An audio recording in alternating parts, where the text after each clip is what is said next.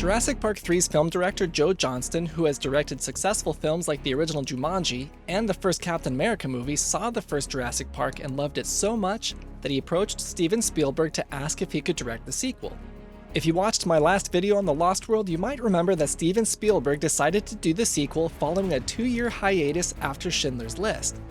If you haven't seen the video yet, click on the YouTube card on the screen to learn more about that story and other fun facts about The Lost World. Joe Johnston didn't have to wait too long though to get his wish to direct a Jurassic movie, because after Spielberg finished The Lost World, he called up Johnston to see if he was still interested in directing the next sequel.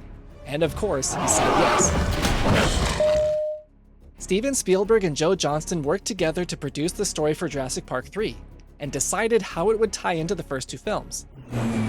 The story was originally going to be about several families traveling to the Galapagos Islands, and one of the planes carrying all the kids would crash land on Isla Sorna, and the planes with all the parents would land to rescue them.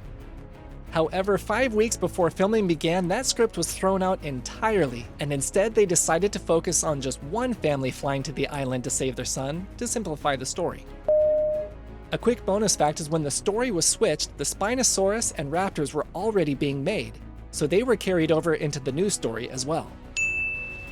The Spinosaurus and the Raptors were operated with telemetry devices, which are machines that resemble the shape of the dinosaurs, and the machine parts are twisted and turned to make the animatronic dinosaurs move. Summer blockbusters like the Jurassic movies involve a lot of CG effects, but also a healthy amount of practical effects too. The most difficult practical effect to shoot for this movie was the plane crash sequence, and to do it they had to build 2 models of the tree and 4 separate planes. They built a full-size tree and hid hydraulics in it to be able to make one of the plane models tilt, shake, and slide around on its branches.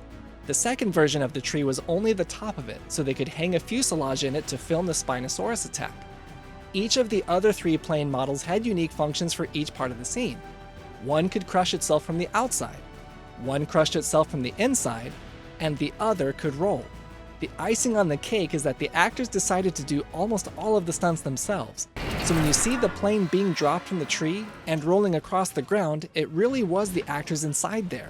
And William H. Macy said the experience was like working in a machine dryer. If you're enjoying the video so far, please take a moment and click the like button. Thank you in advance, and let's move along.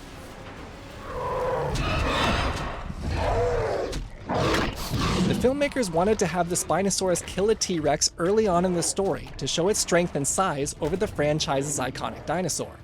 The fight was groundbreaking from a technical standpoint because it was the first time they had a CG and live-action dinosaur act together in a scene. One particular place where they did this was during a close-up shot when they had a CG Spinosaurus bite the neck of a live-action T-Rex, and it was meant to be somewhat symbolic of new technology coming in to replace the old tech. Each of the first 2 Jurassic Park movies had filmed some of their jungle scenes on the island of Kauai, and Jurassic Park 3 was no different. What the third film did differently though was they built a full-fledged jungle inside Universal Studio 12, and they used light and shadow techniques to make the jungle look deeper than it actually was. For the Pteranodon attack, they first built an 8-foot-tall suit that would have a puppeteer inside it. But after only a few minutes, it became clear that there was no way a human was ever going to be able to move well enough to make it look real. So the decision was made to have the big Pteranodon be completely CG. The baby Pteranodons, on the other hand, were a mixture of CG and live-action puppets. If you watch carefully, you can see the difference by comparing the close-ups with the long shots. Let me know in the comments if you can tell when they used the puppets. Some bonus facts about the sounds of the Pteranodons is that the big one is a mixture of an albatross and a giant petrel. And fighting mongooses were used to make the sounds for the baby Pteranodons. Are you taking the phone to Mom? Charlie! No Jurassic Park movie would be complete without a big climactic showdown that also serves as a huge technical challenge for the franchise. For this movie, Joe Johnston upped the ante with a climax that involved filming with a huge animatronic dinosaur, at night, in the water, in the rain, and with fire.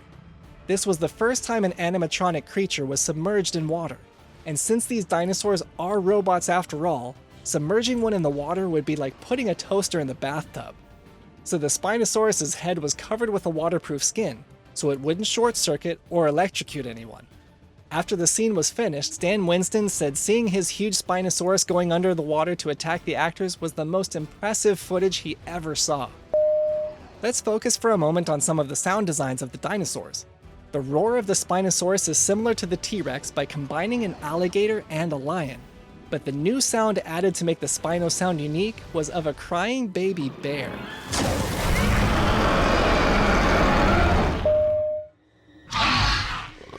The Raptor sounds were made by mixing their usual sounds with vulture calls. And to make the noise of Alan's raptor calls from the fossil, they took the raptor sounds and added more resonance to them, so they would sound more hollow like they were coming from a fossilized voice box.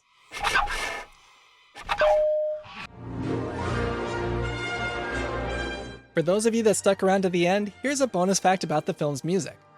John Williams was unavailable to do Jurassic Park 3 because he was working with Steven Spielberg on AI.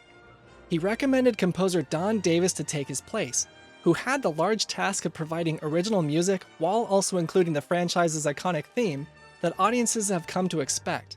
Davis and the other key filmmakers each took time to decide when it would be appropriate to use John Williams' theme in the movie, and everyone agreed on 3 key moments: the panoramic shots of the island and the dinosaurs, and the third was for the ending.